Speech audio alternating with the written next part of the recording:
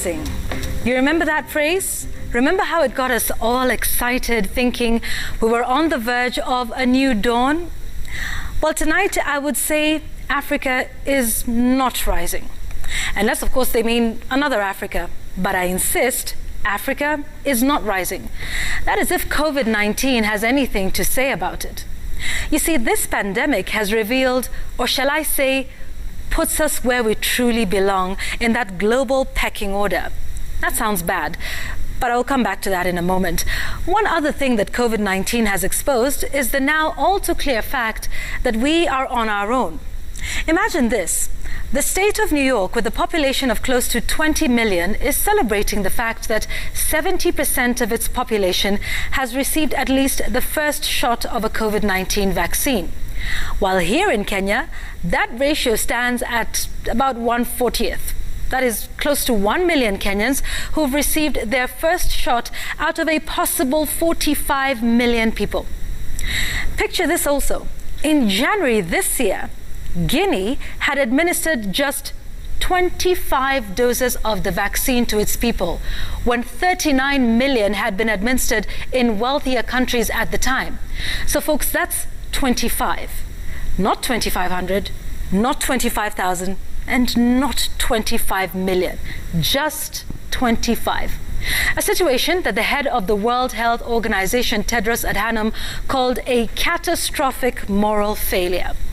Not to mention the fact that the European Medical Agency does not seem to acknowledge the Covishield, which is in use in much of Africa and Asia for its vaccination passport. Now, I'll not get into the debate of vaccine equity, as that has already been adequately prosecuted by many. What I would like to focus on tonight is that this pandemic has exposed us, shown that we are always at the end of the food chain. It has also shown our real place in this jungle of a planet. For decades, we have depended on the wealthier nations for aid, for manufactured products, for medicines, for everything from malaria to HIV.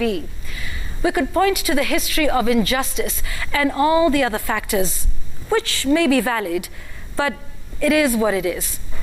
But the reality is that now, even the advanced economies that we typically run to for aid have themselves been struggling. COVID has proven that some situations can push everyone, including the powerful, to the wall. Take, for instance, Italy, who were at one point building dams in this country themselves by the pandemic. The US and even India, countries we consider our friends, looked inward when they had to handle their own crises. Even China, who gives us loans almost without the usual conditionalities, are yet to give us the vaccine they are working on. When we have called on our friends, it was those familiar words, mteja hapatikani kwa sasa. And this is why I say Africa is not rising. Surely Africa cannot be said to be rising if we continue to be at the tail end, at the bottom of the food chain, still with our begging arms outstretched to the rest of the world. If we cannot collectively even negotiate for better prices for the COVID-19 vaccine, if our countries cannot put millions of dollars to the African CDC or indeed any of the national research institutions or companies to develop our own vaccine. And folks, it is not for lack of brains, capacity, and human resource. Are we not the ones who developed a bionic arm? Are we not the ones who have Dr. Arthur Obel and Nobel laureates Professor Richard Odingo and Wangari Maathai, or even the late Callistus Juma? Is this not the country of Professor Washington Yoto Ochieng, who was only recently appointed to head the Department of Civil and Environmental Engineering at the prestigious Imperial College in London?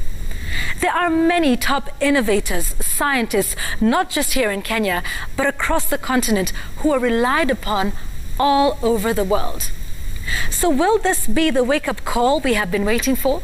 Will we finally invest in our own research, in our own scientists? Will the vaccine crisis situation send us into a collective brainstorming session as a continent? Or will we just tough this one out too, whilst continuing to wait on a wing and prayer for the wealthy nations to vaccinate their entire populations and then get the scraps off the table? Perhaps the recent allocation in Kenya's budget for HIV care and ARVs for the first time in the country's history is a sign of good things to come, a sign that Africa can actually start to rise. That's my take tonight.